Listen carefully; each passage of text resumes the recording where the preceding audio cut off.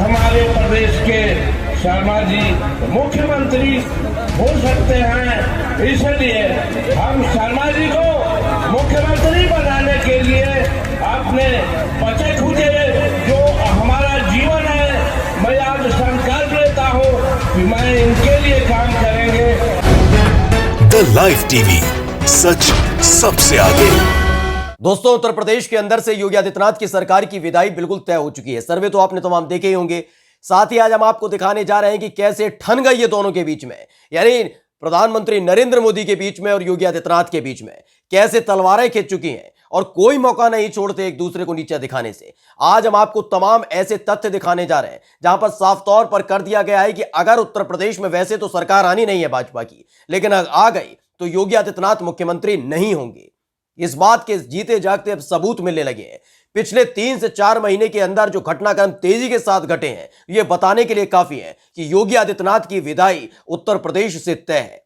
नमस्कार, मैं हूं प्रज्वल गौतम और आप देख रहे हैं the live TV. Uttar Pradesh के अंदर भारतीय जनता पार्टी की नीतियों से आम जनता परेशान है और योगी आदित्यनाथ की नीतियों से खुद भाजपा परेशान है, क्योंकि योगी आदित्यनाथ की नीतियों की वजह से भाजपा की दुर्गति हो चुकी है, यानी रसातल में जा रही है भाजपा। तमाम सर्वे ये बताते हैं कि उत्तर प्रदेश में योगी आदित्यनाथ की वापसी अब असंभव है, लेकिन ये मानने को वो तैयार नहीं है। लेकिन अब ये केंद्र सरकार समझ चुकी है, यानी प्रधानमंत्री नरेंद्र मोदी समझ चुके हैं, वहां के चाणक्य समझ चुके हैं, और यही एक वजह है जिसके चलते अपनी फौज भेज दी गई है। यानी कल तक जो अपनी हेकड़ी दिखाया करते थे मोदी जी ने, साफ तौर पर योगी आदित्यनाथ की सारी हेकड़ी निकाल दी है। कैसे, वो बताते हैं। सबसे पहले हम आपको सुनवाने जा रहे हैं पूर्व भाजपा के जो सांसद है, भाजपा के पूर्व सांसद है हरि नारायण राजभर।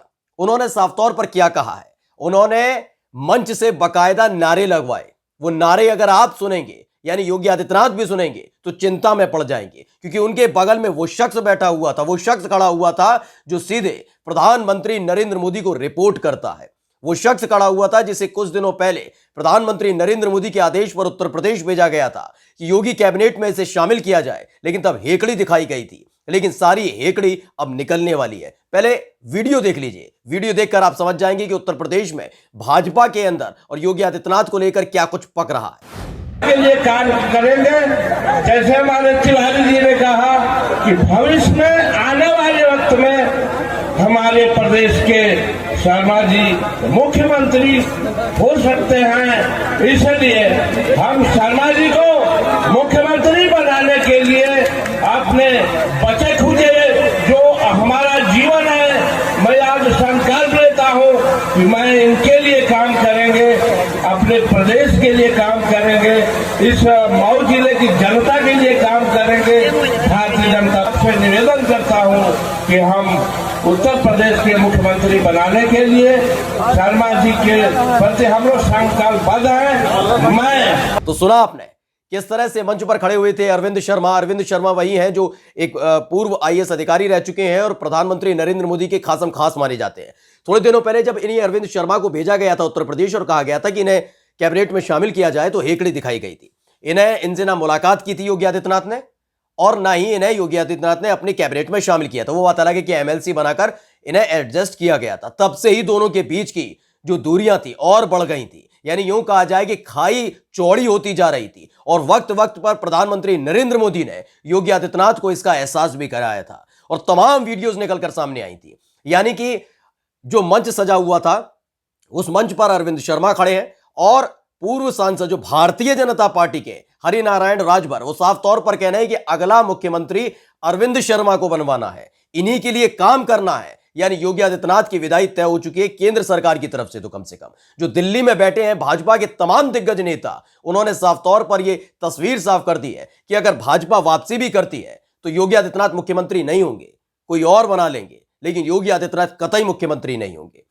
अब आपको दिखाते हैं कि किस तरीके से अरविंद शर्मा को जब कैबिनेट में शामिल नहीं किया गया था, उसके बाद कैसे दोनों के बीच तलवारें खिंच गई थी। और मौका अब यह आ गया है कि कोई भी मौका नहीं छोड़ते एक दूसरे को नीचा दिखाने में।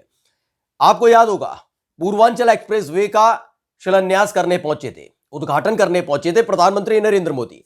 अपनी लंबी चौड़ी गाड़ी में बैठे हुए थे। तमाम जो उनके एसपीजी के जो साथ चलते हैं वो मौजूद थे, लेकिन उसी दौरान दूर से नजर आ रहे थे पूर्वांचल एक्सप्रेसवे पर मुख्यमंत्री योगी आदित्यनाथ जी ने पैदल कर दिया था। यानी प्रधानमंत्री नरेंद्र मोदी ने साफ तौर पर संकेत दे दिया था, मैं तो सत्ता में रहूंगा लेकिन तुम्हारी सत्ता में वापसी अब नहीं होने की है। यानी कि पूर्वांचल एक्सप्रेसवे पर कई किलोमीटर पैदल चलवा दिया था योगी आदित्यनाथ को। वीडियो देख लीजिए।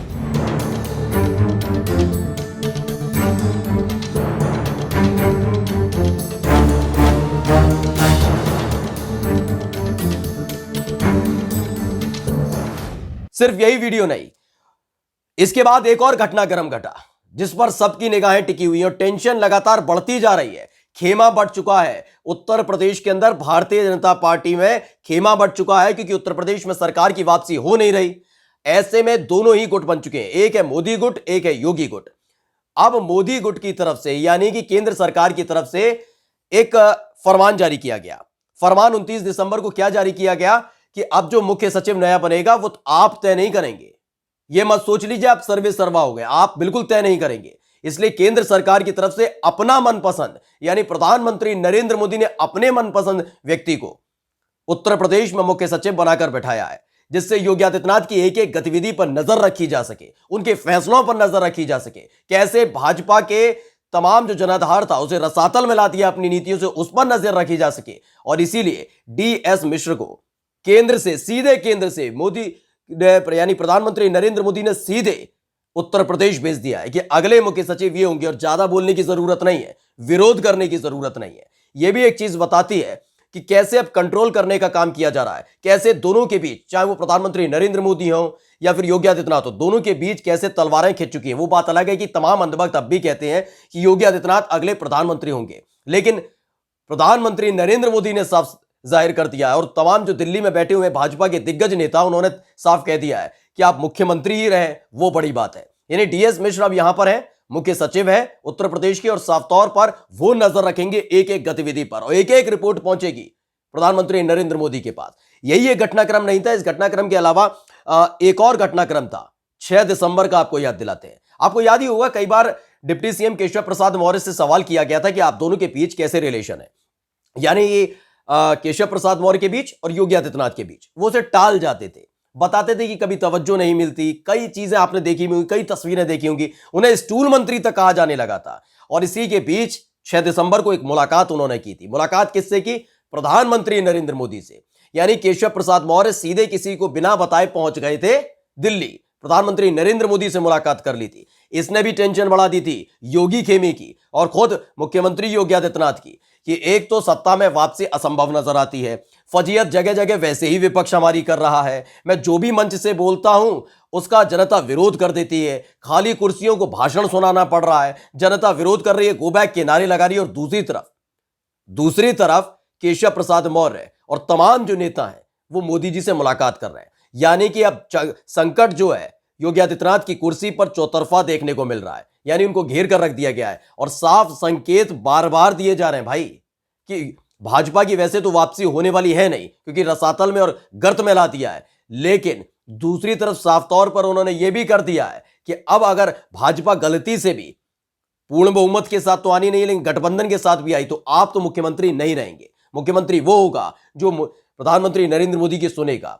यानी योगी आदित्यनाथ की सारी हेकड़ी खुद प्रधानमंत्री नरेंद्र मोदी ने निकाल दी है। भाजपा के तमाम दिग्गज नेता जो दिल्ली में बैठे हुए हैं उन्होंने निकाल दी है। जो समीकरण हमने आपको बताया, क्रोनोलॉजी बहुत कहते हैं ना भाजपा के नेता, ये वही क्रोनोलॉजी है जो शुरू हुई थी अरविंद शर्मा के उत्तर प्रदेश में आने से। उनको हेकड़ी दिखा रहे थे, उनको दिखा रहे थे कि मैं मुख्यमंत्री हूं, फैसले मेरे चलेंगे। उसके बाद एक एक घटनाक्रम घटा। पहले पूर्वांचल एक्सप्रेसवे पर पैदल चलवा दिया प्रधानमंत्री ने योगी आदित्यनाथ को, फिर उसके बाद केशव प्रसाद मौर्य से मुलाकात होती है, उसके बाद अपने मनपसंद मुख्य सचिव को नियुक्त कर दिया जाता है। और अब देखिए अरविंद शर्मा के लिए मुख्यमंत्री उनको बनाने के लिए जगह जगह जनसभाएं खुद भाजपा के नेता करवा रहे हैं। यह बताने के लिए काफी है कि दोनों के बीच की स्थिति और दोनों के बीच के संबंध कैसे हैं। नमस्कार। द लाइव टीवी, सच सबसे आगे।